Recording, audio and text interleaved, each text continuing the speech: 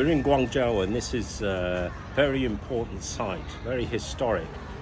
This place, which is now the Guangzhou Cultural Park, used to be the site of the original 13 factories. They weren't actually factories as we know them. They were more like warehouses and offices. They were trading bases for the great Hongs, these Western companies that used to trade through China under what was called the Canton system.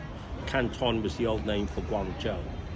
And under the Canton system, trade could only go through these 13 factories in Guangzhou to the outside world, out of China.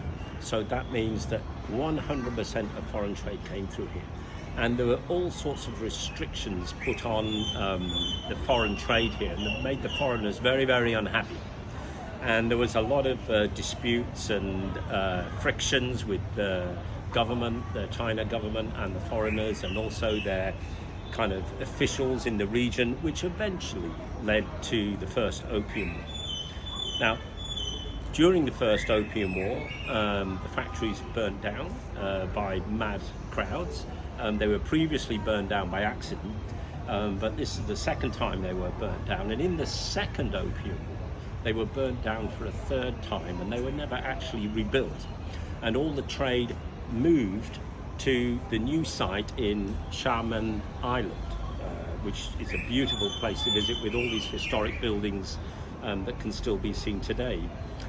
But today this is now a lovely park, and there's people dancing and singing over there. I think they've just stopped for the moment. They were doing some Cantonese opera.